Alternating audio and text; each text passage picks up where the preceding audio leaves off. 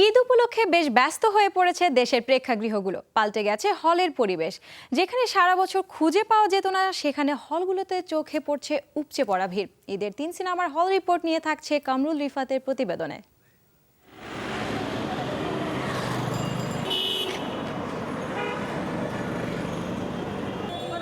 ঈদে হলগুলোতে মুক্তি পেয়েছে 3টি সিনেমা।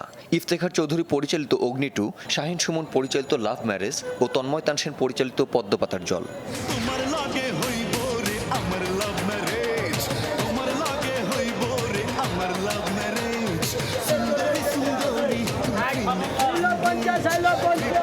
দেশের 130টি প্রেক্ষাগৃহে মুক্তি পেয়েছে শাকিব খান অপু-বিশ্বাস জুটির লাভ ম্যারেজ।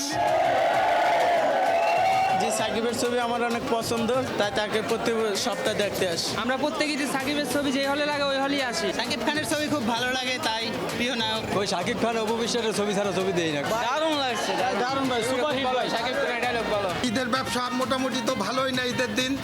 শাকিব খান এবং অপুর ছবি দেখে লোকজন আসছে, তবে বাকি কয়দিন কিভাবে যাবে সেটা বলা যাইতেছে না। আগেও ব্যবসা ততটা ভালো না, ঈদের দিন উপলক্ষে আজ ভালো।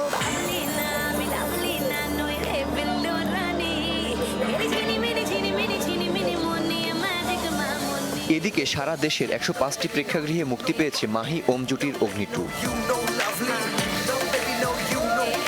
অগ্নি 1 দেখছি আমরা, দেখে আমরা খুব আগ্রহ হয়েছে, এজন্য আমরা দেখতে আসছি। আর এই দুই বাংলার সবচেয়ে ব্যয়বহুল ছবি, এর জন্য দেখতে আসছি। সাকিব অপুর যে সিনেমা আসছে ওটা দেখবেন না? না না, এটাই দেখবো। অগ্নি 1 দেখছি, এখন অগ্নি 2 দেখতে যেতে। আচ্ছা, মাহিকে কেমন লাগে?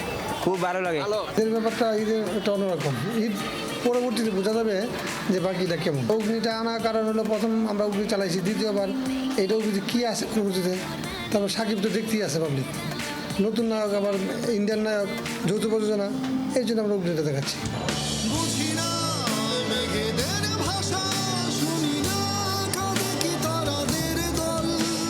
হলের তালিকায় পিছিয়ে থাকা সিনেমা পদ্মপাতার জল মুক্তি পেয়েছে 7টি প্রেক্ষাগৃহে। ইমন মিম জুটির এই সিনেমা নিয়ে দর্শকদের মতামত ছিল মিশ্র। সিনেমাটা ভালো লাগছে, কবিতাটা বেশি ভালো লাগছে। এটা আসলে ফ্যামিলি নিয়ে দেখার মতন ভালো ছবি। মোটামুটি বাট এক্সপেক্ট আরো বেশি ছিল। কবিতাগুলো ভালো লাগছে, ডায়লগের সঙ্গে কবিতাগুলো যেগুলো ছিল ওগুলো ভালো লাগছে। অনেক দূরে তো আসছি এটা দেখতে, কারণ নামটা সুন্দর তো, পদ্মপাতার জলের জন্য এটা দেখা আর কি। বাইরে সাইনবোর্ড লাগানো ছিল, ভালো লাগছে তাই দেখতে আসছি।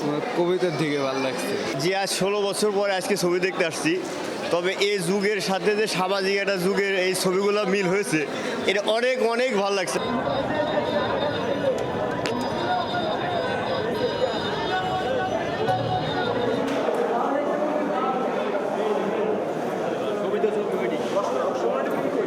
ঈদ উপলক্ষে হলগুলোতে দর্শকদের উপচে পড়া ভিড় একদিকে যেমন আশার আলো দেখাচ্ছে, ঠিক তেমনি অন্যদিকে হলগুলোর নতুন ব্যবস্থা হতাশ করছে দর্শকদের। বন্ধ রাখা হয়েছে টিকিট কাউন্টার, টিকিট বিক্রি হচ্ছে ব্ল্যাকে, সেই সাথে প্রতি টিকিটে যোগ করা হয়েছে কয়েক গুণ বেশি মূল্য।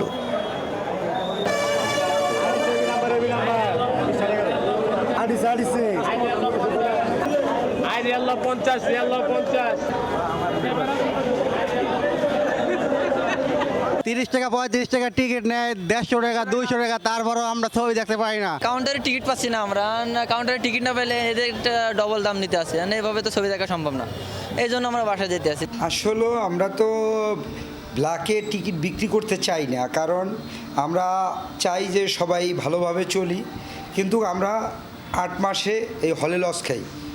8 মাসে আমরা লস খাই, হয়তো 2 মাস মোটামুটি 2 ঈদে চলে। এখন এই 2টা মাসে এই মোটামুটি টিকিট বাইরে বিক্রি করে আমাদের স্টাফরা চলে। ঈদের সিনেমা নিয়ে ব্যবসা করলেও ঈদ পরবর্তী অবস্থা কি দাঁড়াবে তার সংখ্যা কাটেনি এখনো। তবে ঈদের 3 সিনেমা হলগুলোতে দর্শক টানছে, সেটাই বা কম কি।